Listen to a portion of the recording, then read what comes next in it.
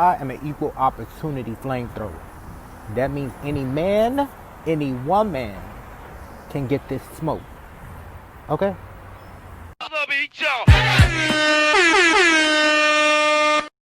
Welcome to another episode of All Tea All Shade podcast, coming to y'all from New York. It's been raining on and off all day. The world is crying, you guys. The world is crying.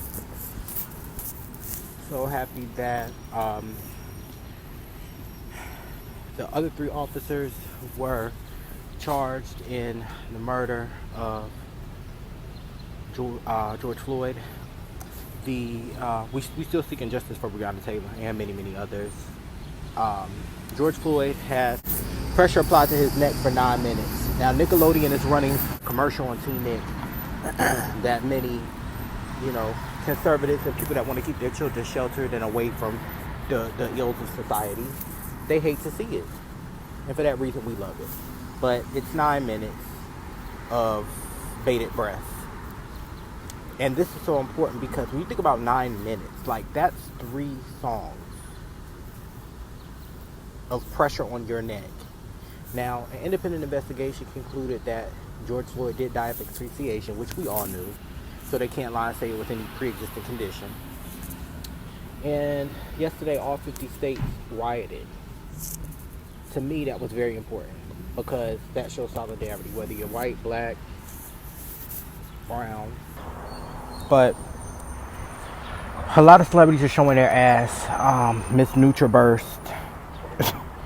Black capitalism is in full effect. It's a lot of people who, don't understand the correlation. They think, oh, well, just because I moved to Atlanta and I'm a black person, hashtag Black Lives Matter, I can put up a post that says, rip George Floyd, justice for George Floyd, and a black picture like we were doing yesterday. And I don't have to do anything else. I can sign a petition, I can send some money quietly, but don't fuck up my business. That's how they think about this. You know what I'm saying? So let me let you know why it's so important that we also stick it to capitalism too, because all of this shit is a microcosm. When people looted allegedly up in Fordham, because obviously I live in New York, so yesterday Dykeman protests occurred against looting, anti-looting protests. Then they chased a group of black men out of the neighborhood down the Dykeman Strip. Anybody that's from up there knows there's a Dwayne Reed right across the street from a CVS. So they're minding their business, walking down the street, and because I guess these Dominicans that are from Post and Dykeman, they come from out of the cut, and they're wanting to chant and violate the black guys. Of course, it's droves and droves of them to 6 black guys, so the black guys can't possibly fight back, so they just keep walking after they say a couple of words to the Dominicans, and they chasing them down the street. Now, they decide to post this on social media because they want attention.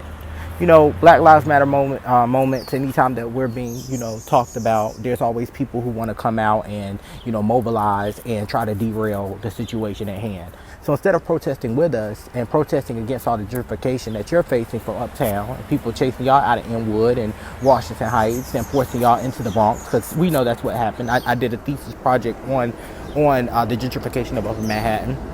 There's a lot of people who just learned the word gentrification a couple of years ago because y'all thought it meant white people was coming to play with y'all and live amongst y'all. And now y'all see they want y'all's asses out. They're banning hookah because they don't like that in their neighborhood. They want it to be a nice conducive place for me to go take my kids out and have a family style dinner. We want it to be Latino, but we don't want it to be too Latino. We don't want the loud music. We don't want the drinking. We don't want the card playing and domino playing in the street.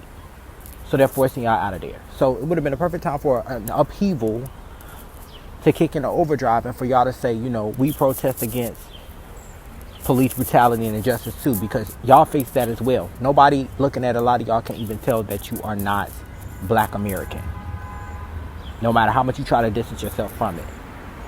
So I had to unpin all my Instagram posts supporting Dykeman, etc. I still support my friends, but I gotta find somewhere else to party. So hit me up, Tea Time Tips 2. If you got any tips for when outside open back up. We trying to be outside. We want our nutcrackers. We want our chinola. You know what I'm saying? Washington Heights. Somebody put out, they said, please be mindful. Washington Heights does not stand for what Dykeman stands for. Now, anybody, like I said, who's from New York knows that there is a difference between Washington Heights and Dykeman. Dykeman is 200. The Heights ends in the 90s. So I just found that very interesting. That trended for so long nationwide on Twitter last night. Trina was in the news along with JT from City Girls and many, many others. They're not the only ones who have these sentiments. They're putting their business first. They don't, want anybody to quote unquote pressure them to donate. Oh, what have you done? Stop worrying about me, which I do think is a problem. There were a lot of people after Nicki Minaj spoke out, and she not only spoke out against the injustices that people face, but she changed her website to different websites where you can go and donate. This wasn't enough for a lot of people. They said, okay, well, we need to see XYZ, how much money you donated. Well, Nicki never puts out there how much money she gives to a particular cause. She's been paying her fans college tuitions for years. She's paid child support for people who, work for her on her team. So she's definitely a people person. She definitely has some level of humanity within herself. What are your thoughts? Do you think that people should proudly boast how much that they're spending on a cause? I mean, I definitely can see that argument. People feel like if you're going to brag about how much money you make off of the community, the least you can do is brag about how much money you're spending on your own community. Virgil Abloh, he matched somebody's donation for $50 and then pleaded with protesters not to loot his store because, he designed a collection for Louis Vuitton. So that was something else I had pinned up in my stories on IG. When you really think about it, the amount of support that we give to people that don't really support us, we buy Off-White, you know what I'm saying? Reebok, one of the companies to come out and say, as well as DoorDash, that they support the Black Lives Matter movement. But there's always a level of performativity with these sorts of campaigns, because you have to wonder, is somebody trying to make sure that their bottom line is not affected poorly, so they're coming forward? Or do they genuinely support Black Lives Matter, even if that means looting and rioting? I really wish that people knew the difference between robbery and looting, because it's not the same. Just because your neighborhood gets broken into and there just so happens to be a protest going on downtown does not mean your neighborhood was looted. This goes out to everybody who lives on Fordham Road. If you have a jewelry store in your neighborhood and it gets ransacked, stop blaming looting and protesting and rioting on that. Nobody from Brooklyn and downtown gives a fuck about Fordham Road. Only natives know about Fordham Road and what's on Fordham Road.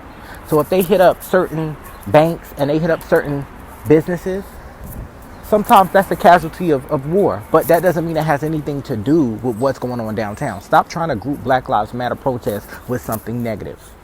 Y'all love doing that shit. White people criminalize 311 and call police on y'all, running y'all out of y'all's businesses, causing, all these investigations to occur. Arca Lounge, República, La Marina.